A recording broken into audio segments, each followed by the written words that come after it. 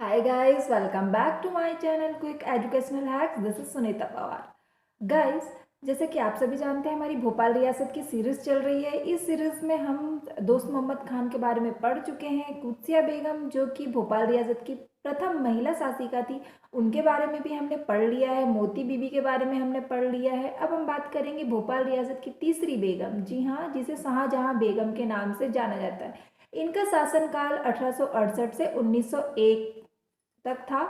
और इनकी यदि बात करें कि इन्होंने कौन सा ऐसा इम्पोर्टेंट काम कराया था जो एग्ज़ाम में अक्सर पूछा जाता है, वो है ताज उल मस्जिद। जी हाँ, ताज उल मस्जिद, जिसे एशिया की दूसरी सबसे बड़ी मस्जिद माना जाता है, कहा जाता है। इस मस्जिद का निर्माण शाहजहां बेगम ने कराया था और ये इनका मोस्ट इम्पॉर्टेंट काम है जो अक्सर एग्ज़ाम में पूछा जाता है कि ताजुल मस्जिद का निर्माण किसने कराया था, तो वो है शाहजहां बेगम, जिन्होंने ताजुल मस्जिद का निर्माण कराया था। और इन्हें यह एशिया की दूसरी सबसे बड़ी मस्जिद है। और इस मस्जिद से सॉरी इस मस्जिद से यदि हम बात करें, कुछ खास बात करते हैं, तो जब ये मस्जिद का निर्माण 1866 में चालू हो गया था। जब ये मस्जिद का निर्माण कराया तो शाहजहां बेगम ने एक बहुत ही सुंदर सा आईना बुलाया था विदेश से। और इस आईना, उनकी बड़ी दिलो इच्छा थी कि इस आईने को इस मस्जिद में लगाया जाए। और उन्होंने उस मस्जिद के निर्माण के समय उस आईने को मस्जिद में लगाया भी। पर जिस तरह से हम हिंदुओं में कुछ भी सलाह मशवरा पंडितों से ली जाती है, कुछ बड़ा काम करने से पहले ब्राह्मणों से कुछ पूछा जाता है, ठीक ऐसे ही उन्होंने वहाँ के जो मौलवी वगैरह या जो उनके जो धर्म के जो जानकार हैं उनसे जब पूछा, तो उन्होंने कहा कि मस्जिद में अक्स अक्स मीन्स आईना नहीं लगाया जाता है, अच्छा नहीं माना जाता है। और उन्होंने जो मस्जिद में जो ये अक्स लगाया था उसे निकाल लिया गया।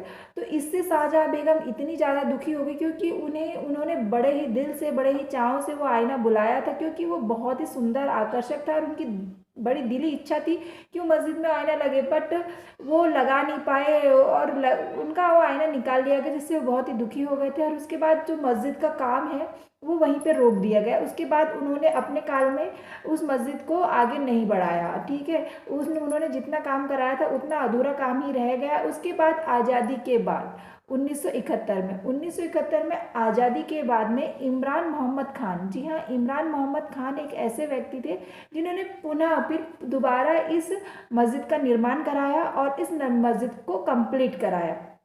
ये थी शाहजहां बेगम से जुड़ी मुख्य और इम्पोर्टेंट बात।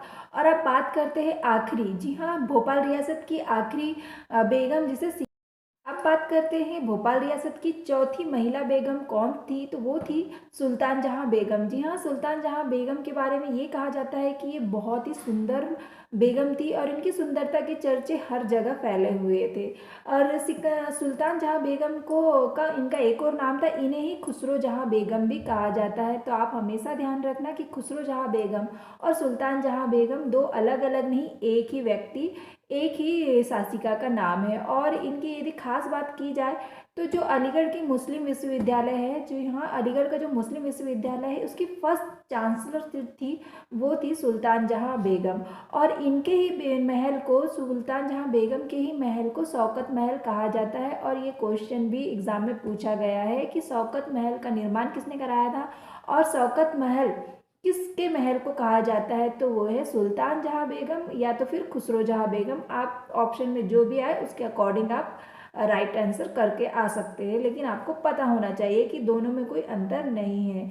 और यदि आप बात करते हैं शौकत महल की, तो शौकत महल आज की प्रेजेंट डेट में ये जो भोपाल नगर निगम का कार्यालय बना हुआ है, जी हाँ, भोपाल नगर निगम का जो ऑफिस है वो शौकत महल में ही बना हुआ है। तो आप जब भी भोपाल जाए तो ज़रूर देख के आइए कि शौकत महल आज किस तरह से एक भोपाल नगर निगम का ऑफिस बना हुआ है।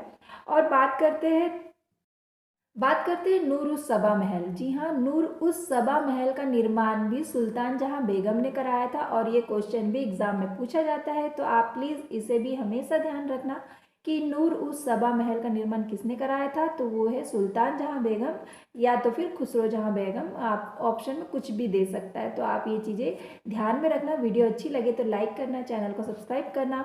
और मिलते हैं नेक्स्ट वीडियो में। और आप सब्सक्राइब करने के बाद में जो बेल बटन है उसे क्लिक करना भूल जाते हैं, तो प्लीज़ उसे भी ज़रूर क्लिक करिएगा और मेरे चैनल को सपोर्ट कीजिएगा। चलिए मिलता है नेक्स्ट वीडियो में, बाय बाय।